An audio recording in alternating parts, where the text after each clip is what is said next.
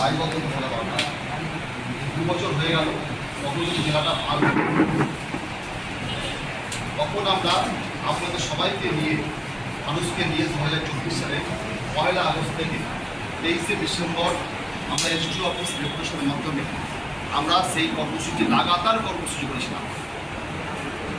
আবারও আমরা শুরু করেছি ব্লকে ব্লকে কনভেনশন, এবং এরপর আমাদের আগামী দিনে ধারাবাহিক কর্মসূচি আছে। আমাদের 15 তারিখে মহা মিছিল আছে, তারপর জেলাব্যাপী রক্তদান আছে, আমাদের অনশন কর্মসূচি আছে। তারপর যদি প্রয়োজন হয় আমরা গোটা উত্তর মুর্শিদাবাদে প্রস্তাবিত আমাদের তাতে আমরা ধর্মঘট ডাকার আহ্বান আমরা মানুষ করব। প্রশ্ন হচ্ছে কেন এই কনভেনশন করতে হচ্ছে। আমি আপনাদেরকে বলি, আপনারা যারা আমাদের সাংবাদিক আছেন তাদের যথেষ্ট জ্ঞান বুদ্ধির সত্তা আছে, অথচ আপনারা আমাদের এই জায়গাটা যেহেতু জেলা নয়, তা আপনারা জেলা সাংবাদিকের মর্যাদা পাচ্ছেন। আমরা চাই আপনাদের মতো ব্যক্তিত্বরা জেলা সাংবাদিকের মর্যাদা পাবে। 2 নম্বর, এখানকার মানুষগুলো কত দরিদ্র গরিব মানুষ। এই মানুষগুলো যদি আজকে জঙ্গিপুরে মহকুমায় একটা জেলা সদর হয় এবং জেলা হাসপাতাল হয় এবং একটা সরকারি মেডিকেল কলেজ পাওয়া যায়, এ কথা নুরালদা বলছিলেন যে সেখানে বেড আমাদের সহজেই পাওয়া যাবে, উন্নত মানের চিকিৎসক ডাক্তার পাওয়া যাবে। দেখুন, প্রথম কথা হচ্ছে জেলা ভাগ হলে পরে দুদিক থেকে লাভবান, উত্তর প্রান্তের মানুষও লাভবান, দক্ষিণ প্রান্তের মানুষও লাভবান। আপনি দিনকে কথা বলি আপনাকে প্রথম লাভবান এই কারণেই যে 1 কোটি মানুষের জন্য একটা ডিএম অফিস যদি জঙ্গিপুরে আর একটা হয় উত্তর মুর্শিদাবাদ জেলাতে, তাহলে কি হলো 60 লক্ষ মানুষের জন্য একটা ডিএম অফিস, 40 লক্ষ মানুষের জন্য একটা ডিএম অফিস, কাজের সুবিধা হবে। 1 কোটি মানুষের জন্য একটি জেলা হাসপাতাল, সরকারি মেডিকেল কলেজ। জঙ্গিপুর যদি জেলা হাসপাতাল হয়, জঙ্গিপুর যদি নতুন জেলা হয় উত্তর মুর্শিদাবাদ জেলা, তাহলে পরে এখানে একটি সরকারি মেডিকেল কলেজ হবে। এখানেও তাই 60 লক্ষ মানুষের জন্য একটা মেডিকেল কলেজ হবে, 40 লক্ষ মানুষের জন্য একটা মেডিকেল কলেজ হবে। আপনারা দেখুন প্রত্যেকের ছেলে মেয়ে আছে। আপনি জানেন গোটা ভারতবর্ষ প্রত্যেকটা জেলাতে একটা করে নবোদয় হাই স্কুল আছে। আমাদের 1 কোটি মানুষের জন্য একটা নবোদয়, সেটা হচ্ছে বহরমপুরে জেলা বলে। কিন্তু যখনই জেলা ভাগ হয়ে যাবে, আপনি ঝাড়গ্রামে মাত্র 17 লক্ষ মানুষ, তার জন্য একটা নবোদয় হাই স্কুল। এই আলিপুরদুয়ারে মাত্র 15 লক্ষ মানুষ, তার জন্য একটা নবোদয় হাই স্কুল। কালিম্পংয়ে 2.5 লক্ষ মানুষ, তার জন্য নবোদয় হাই স্কুল। ভেরাজ মুর্শিদাবাদ 1 কোটি মানুষের জন্য একটা নবোদয় হাই স্কুল, যেখানে আপনার ছেলেমেয়েরা ক্লাস 6, ক্লাস 11, ক্লাস 9-এ চান্স পেয়ে বিনা পয়সায় উন্নত মানের শিক্ষা লাভ করবে। আপনি বলুন তো, আপনারা কি চান না সে শিক্ষা লাভ করতে উন্নত মানের? তাহলে কিসের জন্য মুর্শিদাবাদকে বারবার বঞ্চনা করা হবে? এমন তো নয় যে জেলাভাগ অন্য কথা হয়নি। আমাদের এই সংগ্রাম সমিতি তৈরি করতে কেন হলো? কেন রেজাদ আমাদের সঙ্গে এলেন? কেন আমাদের মন্তাজদার সঙ্গে এলেন? কেন সবাই আমাদেরকে সঙ্গে এলেন?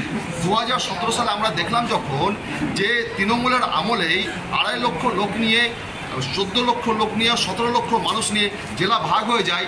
তৎকালীন 2017-এ মুর্শিদাবাদ জেলার জনসংখ্যা ছিল 80 লক্ষ। 80 লক্ষের এত বড় একটা জেলা, যেটা ভারতবর্ষের 10টা বৃহত্তম আয়তনের মধ্য দিয়ে মানুষ জনসংখ্যার ভিত্তিতে বড় জেলা, সেই জেলা ভাগ হয় না। আমরা ভাগ চাইছি প্রশাসনিক কাজের জন্য। মমতা ব্যানার্জি স্বয়ং বলেছিলেন যে ছোট জেলা হলে পরে প্রশাসনিক কাজের সুবিধা হবে।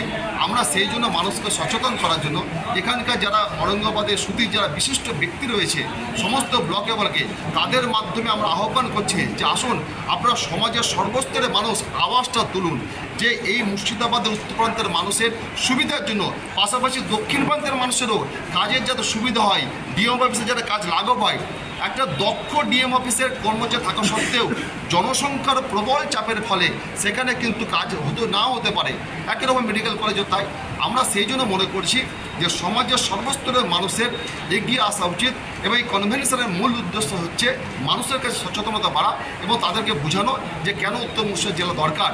আর একটা কথা বলি, আপনি জেলা পরিষদ আমরা পাবো, আমাদের 1 কোটি মানুষের জন্য একটা জেলা পরিষদ, 750 কোটি টাকা আপনার বাজেট হয়। যদি আরেকটা জেলা পরিষদ আমরা পাই, তার হেডকোয়ার্টার যদি জঙ্গিপুর হয় এবং এলাকার মানুষ, এখানেও 1000 কোটি টাকার বাজেট হতে পারে।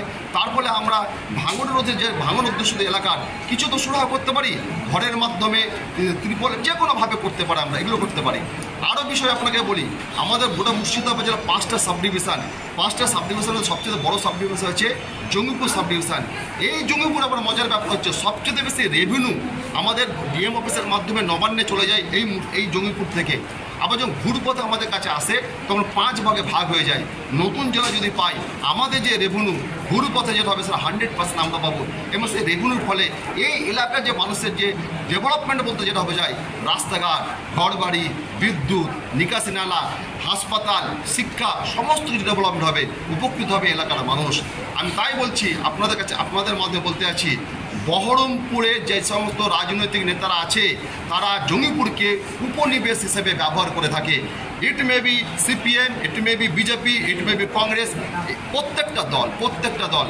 অতএব আমি বলছি আপনাদেরকে, আমার একটা রাজনৈতিক ব্যক্তিত্ব থাকতেই পারে, কিন্তু জেলা সংগ্রাম সমিতির সম্পাদক আমি একটা অরাজনৈতিকভাবে আপনাদেরকে বলছি পরিষ্কারভাবে যে আমরা চাই এই এলাকার মানুষ পিছিয়ে পড়া, অনগ্রসর, তারা যাতে বুঝতে পারে।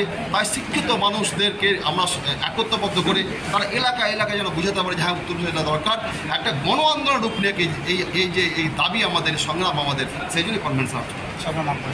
হাসানুজ্জামান বাপ্পা, জেলা সংগ্রাম সমিতি সম্পাদক।